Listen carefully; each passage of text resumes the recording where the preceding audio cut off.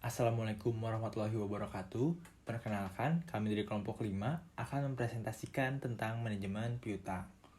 Sebelumnya, perkenalkan, anggota kami terdiri dari saya sendiri Gilang Amarafura, Nadia Yulianti, Nada Putri Effendi, dan Rara Citranuari.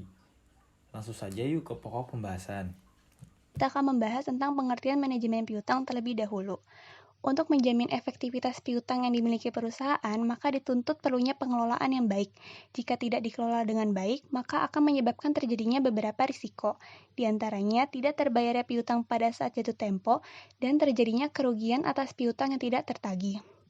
Proses pengelolaan piutang dengan tujuan untuk menghindari risiko tersebutlah yang disebut dengan manajemen piutang. Jadi, manajemen piutang merupakan hal yang sangat penting bagi perusahaan menjual produknya secara kredit.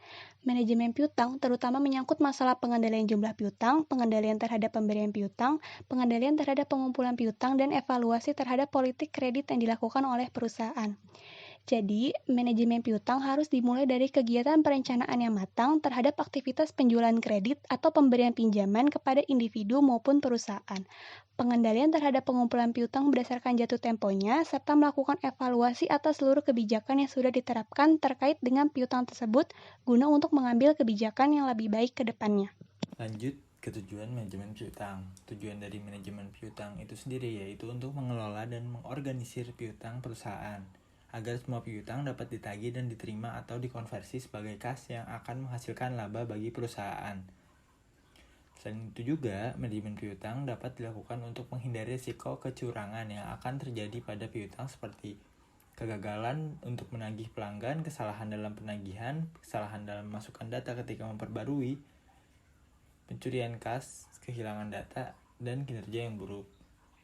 Nah, untuk menghindari risiko-risiko tersebut, perusahaan dapat melakukan kegiatan manajemen piutang antara lain perencanaan jumlah dan pengumpulan piutang, pengendalian piutang, penyaringan langganan, penentuan risiko kredit, penentuan potongan-potongan atau return.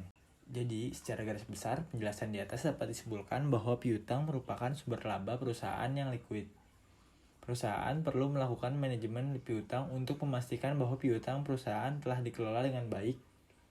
Manajemen piutang ini akan membantu perusahaan dalam pengelolaan piutang dan memastikan bahwa semua piutang dapat ditagih dan menjadi kas yang akan menambah laba perusahaan. Lalu selanjutnya ada jenis piutang. Pada umumnya dalam implementasinya, piutang tersebut terdiri dari beberapa jenis. Di antaranya, yang pertama ada piutang usaha atau dagang. Piutang usaha adalah hak klaim dari perusahaan terhadap individu maupun perusahaan lain. Dengan hak klaim ini, perusahaan dalam menuntut untuk pembayaran baik dalam bentuk kas, barang dan jasa kepada individu atau perusahaan yang berpiutang tersebut. Piutang usaha biasanya timbul karena terjadinya pemberian jasa kepada pihak lain yang pembayaran atas jasa tersebut oleh pelanggan ditunda sesuai dengan jatuh tempo yang sudah disepakati. Sedangkan piutang dagang terjadi karena adanya transaksi penjualan barang dagangan yang dilakukan secara kredit kepada pelanggan. Dengan transaksi seperti ini, biasanya akan dilakukan pencatatan dengan mendebit piutang usaha atau dagang dan mengkredit pendapatan jasa atau penjualan barang dagangan. Jenis piutang ini umumnya memiliki periode tertagihnya relatif pendek, misalnya 20 hari, 30 hari, 40 hari, dan lain-lain. Yang kedua, ada piutang wesel. Piutang ini terjadi karena adanya transaksi penjualan secara kredit dan pemberian pinjaman uang kepada individu atau perusahaan dengan menerbitkan surat utang formal. Sekilas, terlihat piutang wesel sama dengan piutang usaha atau dagang, namun dalam prakteknya terjadi perbedaan. Dalam piutang wesel, debitur membuat perjanjian tertulis kepada kreditur untuk melakukan pembayaran dengan sejumlah uang tertentu untuk jangka waktu yang sudah ditentukan. Umumnya, jangka waktu pembayaran piutang wesel paling cepat 60 hari. Tetapi, jika piutang wesel yang pembayarannya 60 hari atau kurang dari 1 tahun, akan dicatat dalam neraca sebagai aktiva lancar. Namun, jika jangka waktunya lebih dari 1 tahun, maka akan dicatat sebagai piutang jangka panjang. Yang terakhir, ada piutang lain-lain. Piutang lain-lain yang dimaksudkan yaitu jenis piutang di luar piutang usaha dan piutang wesel. Piutang lain-lain ini meliputi piutang bunga, piutang pajak, dan piutang dari karyawan perusahaan. Jadi, jika piutang ini akan dapat tertagih kurang dari 1 tahun, maka akan dicatatkan sebagai aktiva lancar. Namun, jika penagihannya lebih dari 1 tahun, maka akan diklasifikasikan sebagai aktiva tidak lancar dengan nama investasi. Selanjutnya, kebijakan manajemen piutang. Yang pertama, standar kredit. Standar kredit adalah kualitas minimal kelayakan kredit seseorang pemohon kredit yang ditentukan oleh perusahaan. Penetapan standar kredit memerlukan pengukuran kualitas, yaitu probabilitas terjadinya penunggakan oleh pelanggan. Untuk melakukan pengukuran kualitas pelanggan, dapat menggunakan metode 5C of credit, yaitu characters untuk menilai kejujuran pelanggan dalam memenuhi kewajibannya, capacity untuk pendapat subjektif mengenai kemampuan pelanggan, capital untuk menilai kekuatan finansial secara umum, collateral untuk jaminan sebagai penilaian kekuatan finansial, dan conditions atau pengaruh perubahan kemampuan pelanggan. Yang kedua, syarat kredit.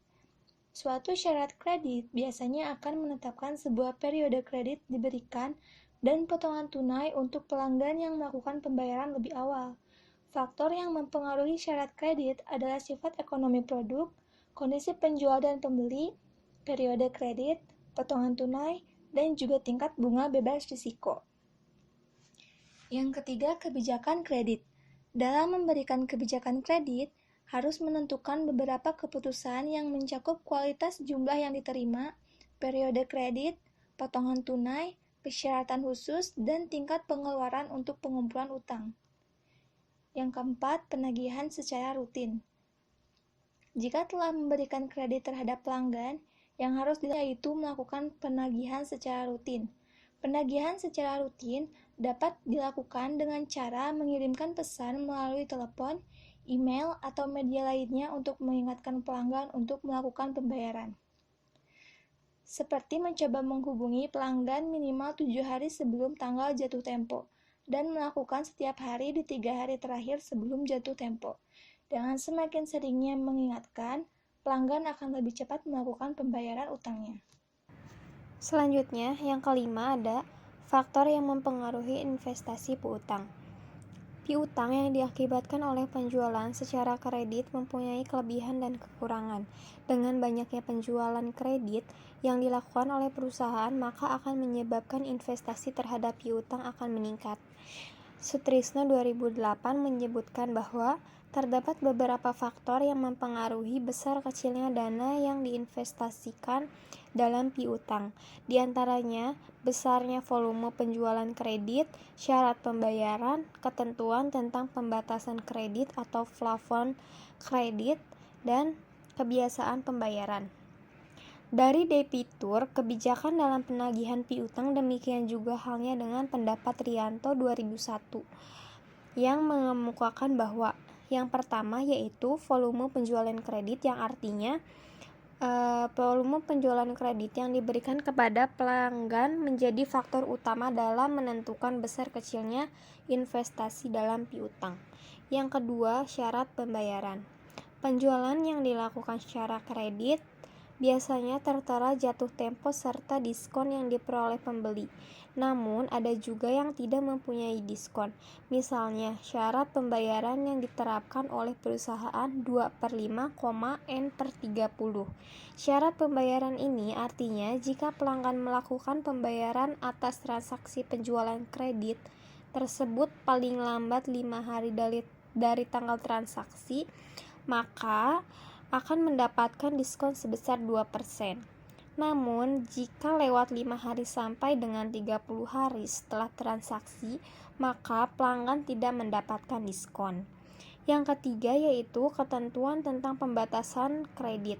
Dengan kebijakan penjualan kredit, para pelanggan akan diberikan batas maksimal kredit yang bisa diambil. Di samping itu, faktor besarnya usaha pelanggan dan tingkat kepercayaan perusahaan kepada pelanggan juga menjadi penentu batas kredit. Makin tinggi batas kredit yang ditetapkan perusahaan, maka akan semakin besar dana yang diinvestasikan dalam piutang. Selanjutnya yang keempat, kebijakan pengumpulan atau penagihan piutang. Perusahaan dapat melakukan kebijakan penagihan piutang baik secara aktif maupun pasif. perusahaan yang menggunakan kebijakan penagihan yang aktif, maka perusahaan akan menggunakan dana yang lebih besar untuk membiayai kebijakan tersebut. Begitupun sebaliknya. Yang kelima yaitu kebiasaan membayar pelanggan. Harapan perusahaan yang melakukan kebijakan penjualan secara kredit tentunya para pelanggan dapat melakukan pembayaran sesuai dengan periode waktunya. Dengan memberikan diskon, pelanggan diharapkan dapat melakukan pembayaran lebih cepat sehingga investasi dana dalam piutang dapat mengalami perputaran menjadi kas atau uang tunai lebih cepat. Terima kasih.